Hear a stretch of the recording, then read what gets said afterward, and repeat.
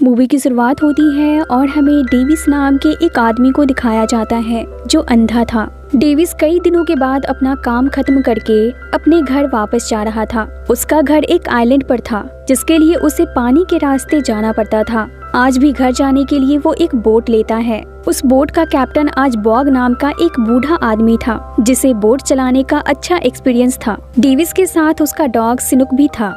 दूसरी तरफ आइलैंड पर हमें डेविस के घर को दिखाया जाता है जहाँ पर उसकी बहन उसके दोनों बच्चों मैक्स और एरिन के साथ रह रही थी और आज दोनों बच्चे अपने डैड के आने का बेसब्री से इंतजार कर रहे थे।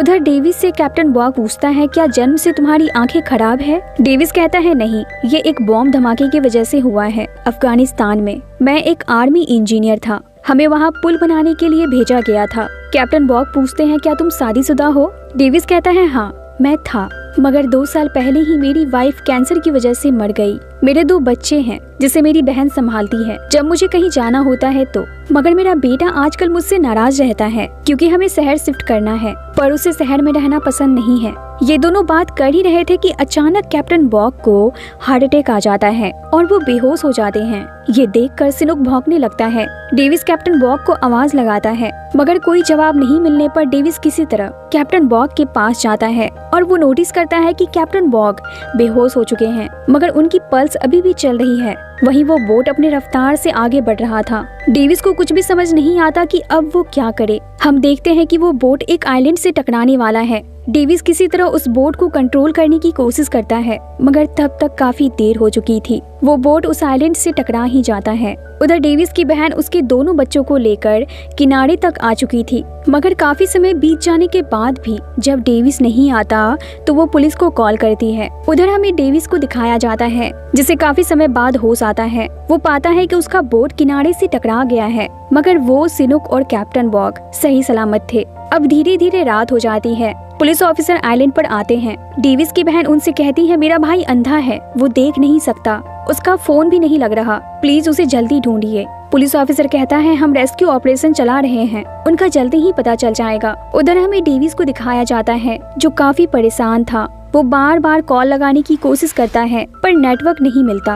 वो बोर्ड पर लगे रेडियो से भी कांटेक्ट करने की कोशिश करता है मगर उसका भी कोई फायदा नहीं होता। अब रात हो जाती है। ऑफिसर एडम डेविस के घर आते हैं और उसकी बहन से कहते हैं, मौसम काफी ज्यादा खराब हो गया है, इस मौसम में हम हेलीकॉप्टर भी नहीं भेज सकते। सुबह होते ही आसमान साफ हो जाएगा और हम रेस्क्यू ऑपरेशन स्टार्ट करेंगे। अब सुबह हो चुकी थी। डेविस को उस बोट से खाने पीने का कुछ सामान मिल जाता है और साथ ही टॉर्च और फ्लेयर गन जैसी चीजें भी। उधर हमें डेविस के बच्चों को दिखाया जाता है जो अपने डैड के खो जाने से काफी दुखी थे। उन्हें समझ नहीं आ रहा था कि आखिर उनके डैड जिंदा भी है या नहीं। इधर डेविस अपने डॉग सिनुक से कहता है, अभी कैप्टन बॉग जिंदा है, हमें खुद इनके लिए मदद ढूंढनी होगी, शायद इनके पास ज्यादा टाइम नहीं बचा है, चलो हम मदद ढूंढते हैं, मुझे पता है कि इस सफर में तुम मेरी मदद जरूर करोगे। ये सुनते ही सिनुक डेविस को गाइड करता हुआ जंगल के रास्ते आगे लेकर चल पड़ता है। उधर पुलिस ऑफिसर डेविस की बहन को बताते हैं कि हम रेस्क्यू ऑपरेशन स्टार्ट कर चुके हैं मगर अभी तक डेविस की कोई भी खबर नहीं मिली है, हम कोशिश कर रहे हैं।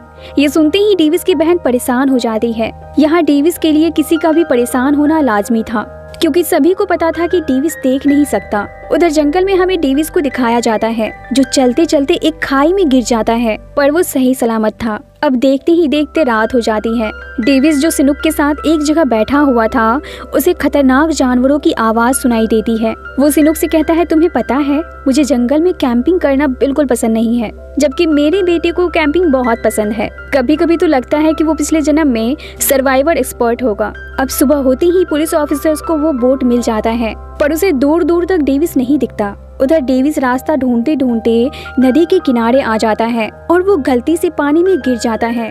वो काफी मुश्किल से किनारे तक आ पाता है पर वो काफी ज्यादा भीग चुका था जिस कारण उसे ठंड लग रही थी। अब खुद को गर्म करने के लिए डेविस जंगल से लकड़ियां और घास फूस इकट्ठा करता है और फ्लेयर गन की मदद से आग जलाता है। इस तरह वो खुद और सिनुक को ठंड से बचाता है। इधर वो पुलिस ऑफिसर डेविस की बहन के पास आता है और बताता है कि हमें वो बोट मिल गई है। दरअसल बोट के कैप्टन को हार्ट अटैक आ गया था पर अब वो ठीक है, लेकिन हमें आपका भाई और उसका डॉग नहीं मिले। मगर आपके भाई ने बोट में एक नोट छोड़ा है कि वो मदद ढूंढने के लिए आगे बढ़ रहे हैं। रात में मैक्स अपनी बुआ से कहता है, अब तक डैड मिल जाने चाहिए थे। डेविस की बहन कहती है पुलिस ऑफिसर्स पूरी कोशिश कर रहे हैं डेविस को ढूंढने की। मैक्स कहता है उनके पास हेलीकॉप्टर्स हैं, सर्च डॉग्स हैं, फिर भी उन्हें इतना टाइम क्यों लग रहा है? वे लोग अच्छे से डैड को नहीं ढूंढ रहे हैं। ये कहकर वो खाना छोड़कर अपने कमरे में चला जाता है। अब अगली सुबह मैक्स अपना बैग पैक करता है क्योंकि अब वो खुद ही अपने डैड को ढूंढने के लिए निकल रहा था।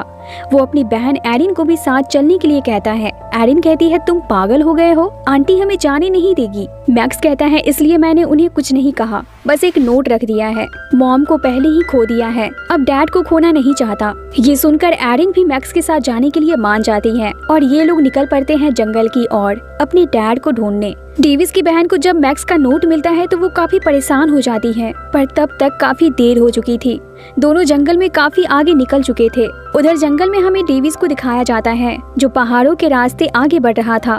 तभी सिनुक जोर जोर से भौंकने लगता है। दरअसल उन पत्थरों के बीच एक गहरी खाई थी जो वो डेविस को बताना चाह रहा था और समय रहते डेविस सिनुक की बात समझ लेता है और सही सलामत उस खाई को पार कर लेता है। उधर डेविस की बहन पुलिस को जाकर ये खबर देती है कि मैक्स और एरिन अपने डैड को ढूंढने जंगल की ओर निकल पड़े हैं। वो जंगल काफी खतरनाक है, मुझे काफी फिक्र हो रही है। और ये सच भी था।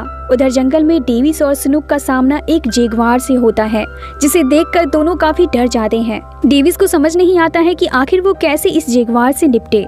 पर चूंकि डेविस के पास फ्लेयर गन था इसलिए वो समय रहते फ्लेयर गन बाहर निकालता है और जैगुआर पर शूट करता है। हालांकि निशाना जैगुआर पर तो नहीं लगता, मगर उस गन की आवाज सुनकर वो जैगुआर वहां से भाग जाता है। उस जैगुआर के वहां से जाने के बाद डेविस की जान में जान आती है। उधर हमें पुलिस ऑफिसर को दिखाया जाता है जो डेविस की बहन को अपना नया प्लान बताते हैं क्योंकि अब उन्हें सिर्फ डेविस को नहीं बल्कि उसके दोनों बच्चों को भी ढूंढना था। उधर जंगल में हमें डेविस के दोनों बच्चों को दिखाया जाता है जो अपने डैड को ढूंढते हुए लगातार जंगल के अंदर जा रहे थे, पर दोनों को जंगल के रास्ते का सही से आइडिया नहीं होता। एरिन कहती है हम कैसे डैड को ढूंढेंगे, रात होने वाली थी। मैक्स एरिन से कहता है पहले हम कैंप लगाते हैं, फिर मेरे पास जो मैप है उस मैप से हम आगे का रास्ता पता लगाएंगे।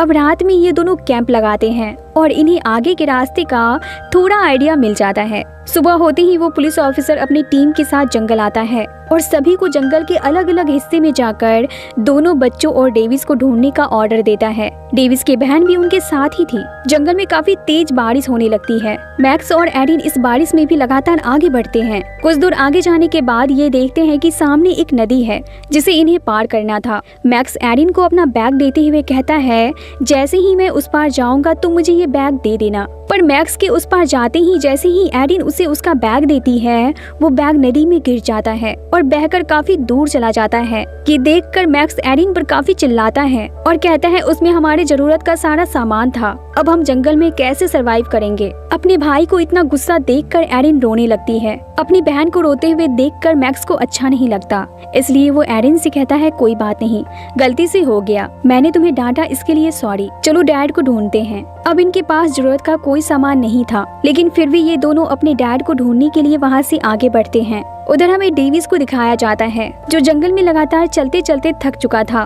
पर तभी उसे हेलीकॉप्टर की आवाज सुनाई देती है। दरअसल वो रेस्क्यू हेलीकॉप्टर था। डेविस जल्दी से अपना फ्लेयर गन बाहर निकालता है, मगर फ्लेयर गन में गोली थी ही नहीं।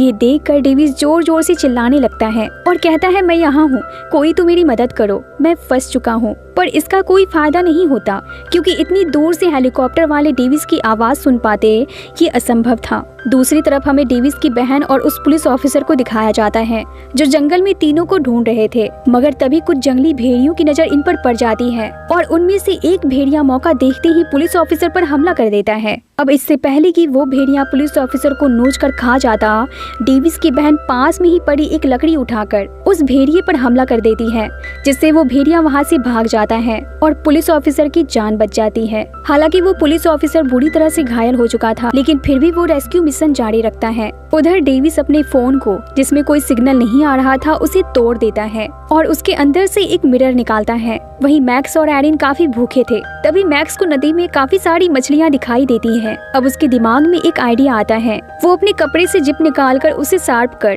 फिशिंग हुक बनाता है और फाइनली उस फिशिंग हुक की मदद से मैक्स अपने और अपनी बहन के लिए कुछ मछलियाँ पकड़ लेता है। फिर वो लकड़ियाँ इकट्ठा करता है और दो लकड़ियों को आपस में घिसकर आग भी जला लेता है। इसके बाद दोनों उन मछलियों को पकाकर खाते हैं। अगली सुबह हमें डेविस को दिखाया जाता है जो अपने डॉग सिनुक के साथ एक ढलान से नीचे उतर रहा था। तभी गलती से उसका पैर मुड़ता है और वो नीचे गिरने लगता है। इसी दौरान उसका पैर एक मोटी सी लकड़ी के नीचे फंस जाता है और अब वो चाह कर भी अपने पैर को उस लकड़ी से बाहर नहीं निकाल पाता। सिनुक भी डेविस को इस तरह फंसा हुआ देखकर काफी भौंकता है, मगर वो इससे ज्यादा और कुछ कर भी नहीं सकता था। तभी डेविस को फिर से हेलीकॉप्टर की आवाज सुनाई देती है। आवाज सुनते ही डेविस जल्दी से मिरर निकालता है जिसे उसने अपने फोन से निकाला था। वो उस मिरर से हेलीकॉप्टर को सिग्नल देने की कोशिश करता है, मगर जंगल काफी घना था, इसलिए हेलीकॉप्टर वाले डेविस का सिग्नल नहीं देख पाते। उधर पुलिस को मैक्स और एरिन का बैग मिल जाता है, जिसे देखकर डेविस की बहन रोने लगती है। पुलिस ऑफिसर कहता है शायद नदी पार करते हुए बैग गिर गया होगा। डेविस की बहन कहती है इसका मतलब उनके पास ना तो पानी है और ना खाना। लेकिन तभी पुलिस ऑफिसर कहता है इस बैग में मैक्स का मैप और कैंपस नहीं है, मतलब कि वो सही रास्ते पर आगे बढ़ रहा होगा। हम उन्हें जल्द ढूंढ लेंगे। उधर डेविस जो हिम्मत हार चुका था, वो सिनुक से कहता है सिनुक अब तुम्हें ही मदद ढूंढ कर लाना होगा। ये कहकर वो सिनुक की रस्सी खोल देता है। सिनुक डेविस की बात समझ जाता है और वो मदद ढूंढने के लिए वहाँ से दौड़ता है। उधर मैक्स और एरिन लगातार चलते हुए आगे बढ़ रहे थे। तभी उन्हें रास्ते में ही सिनुक दिख जाता है। सिनुक भी उन्हें देख लेता है और जोर जोर से भौंकने लगता है। अब इन दोनों को समझ आ जाता है कि अगर सिनुक यहाँ है तो इनके डैड भी आसपास ही होंगे। सिनुक वहाँ से भागने लगता है। ये दोनों उसका पीछा करते हैं और फाइनली सिनुक का पीछा करते हुए दोनों अपने डैड तक पहुँच जाते हैं। दोनों अपने डैड को देखते ही उनसे जाकर लिपट जाते हैं। डेविस भी अपने दोनों बच्चों को देखकर काफी खुश हो जाता है। वो पूछता है तुम दोनों यहाँ क्या कर रहे हो? मैक्स कहता है हम दोनों आपको ढूंढने आए थे। सिनुक ने हमें आप तक पहुँचा दिया और कहता है चलिए डैड हम चलते हैं। पर डेविस कहता है मैं यहाँ से नहीं जा सकता क्योंकि मेरा पैर फंसा हुआ है। मैक्स और एरिन उस लकड़ी को उठाने की बहुत कोशिश करते हैं, मगर वो लकड़ी काफी भारी था, वो दोनों से हिलता तक नहीं। तभी मैक्स के दिमाग में एक आइडिया आता है। वो जंगल की एक लकड़ी को काटता है और एरिन के साथ मिलकर उस लकड़ी को बड़े से लकड़ी के नीचे डालकर फोर्स लगाता है, जिससे डेविस का पैर आराम से उस लकड़ी से बाहर निकल जाता है। डेविस कहता है मुझे लग रहा था आज मेरा आखिरी दिन होगा, लेकिन तुम दोनों ने कमाल कर दिया। अच्छा तुम दोनों को बोट के कैप्टन के बारे में कुछ पता चला जो मुझे लेकर आ रहे थे? एरिन कहती है डैड वो जिंदा मिले हैं और अभी हॉस्पिटल में हैं। ये खबर सुनकर डेविस को खुशी होती है। अब ये तीनों रात जंगल में ही गुजारते हैं। अगली सुबह होते ही तीनों वहाँ से आगे की ओर निकल पड़ते हैं। उधर डेविस की बहन पुलिस ऑफिसर के पास पहुँचती है और पूछती है उनका कुछ पता चला? ऑफिसर कहता है अभी तक तो नहीं, लेकिन आज हमारी टीम एक नई जगह पर तलाश करेगी, उत्तर से दक्षिण की ओर। वही जंगल में उन तीनों को आगे चलते हुए एक नदी पार करना था, पर डेविस नदी पार करने से डरता है, मगर मैक्स और एरिन मिलकर अपने डैड को अच्छी तरह से नदी पार करवा देते हैं। कुछ दूर आगे चलने के बाद इन्हें हेलीकॉप्टर की आवाज सुनाई देती है। डेविस जल्दी से वो मिरर निकालकर मैक्स को थमा देता है और कहता है इससे जल्दी से हेलीकॉप्टर को सिग्नल दो। मैक्स सिग्नल तो देता है, मगर उसका कोई फायदा नहीं होता क्योंकि वो हेलीकॉप्टर तब तक वहाँ से जा चुका था। ये देखकर ये लोग काफी दुखी हो जाते हैं। तभी मैक्स पूछता है डैड ये मिरर आपको कहाँ से मिला? डेविस कहता है मैंने इसे फोन से निकाला है। मैक्स पूछता है आपको कैसे पता चला कि फोन में ये मिरर है? डेविस कहता है मैंने न्यूज में सुना था एक IT वर्कर जो पहाड़ों में खो गया था, उसने इसी मिरर की मदद से सिग्नल भेजा था, जिसके बाद उसे रेस्क्यू कर लिया गया। उधर पुलिस ऑफिसर डेविस की बहन को बताता है कि हमें एक लोकल पायलट से खबर मिली है कि उसे जंगल के बीच कुछ चमकता हुआ दिखाई दिया है, मगर उनके पास वहां तक जाने का फ्यूल नहीं था, इसलिए वो वापस आ गए। डेविस की बहन ये खबर सुनते ही काफी खुश हो जाती है और कहती है मुझे पूरा यकीन है कि वही लोग होंगे। अब वो पुलिस ऑफिसर डेविस की बहन और अपनी टीम के साथ रवाना हो जाता है जंगल के उसी लोकेशन की ओर जहां से वो सिग्नल मिला था। वहां पहुंचकर ये लोग उन तीनों को ढूंढने की बहुत कोशिश करते हैं, मगर वो तीनों इन्हें नहीं मिलते। अब वो पुलिस ऑफिसर एक हॉर्न बजाता है। हॉर्न की आवाज सुनते ही सिनुक उस ओर तेजी से दौड़ता है। सिनुक के साथ डेविस और उसके दोनों बच्चे भी उस आवाज को फॉलो करते हैं और फाइनली डेविस की बहन इन तीनों को देख लेती है। डेविस की बहन दोनों बच्चों को अपने गले से लगा लेती है क्योंकि वो इनके लिए काफी परेशान थी। जब उसकी नजर उसके भाई पर पड़ती है तो वो अपने भाई के गले लगकर रोने लगती है क्योंकि उसे ऐसा लग रहा था कि वो अपने भाई को खो देगी। डेविस कहता है थैंक यू मेरा साथ देने के लिए, तो मुझे हमेशा संभाल लेती हो। अब ये सभी हेलीकॉप्टर में बैठकर वापस घर आ जाते हैं।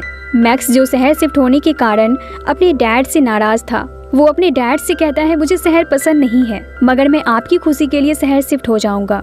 डेविस कहता है मैंने इस बारे में बहुत सोचा, पर अब हमें शहर शिफ्ट होने की जरूरत नहीं है, मैं यही कोई अच्छा सा काम देख लूंगा। ये सुनते ही मैक्स काफी खुश हो जाता है और इसी हैप्पी एंडिंग के साथ ये मूवी यही खत्म होती है।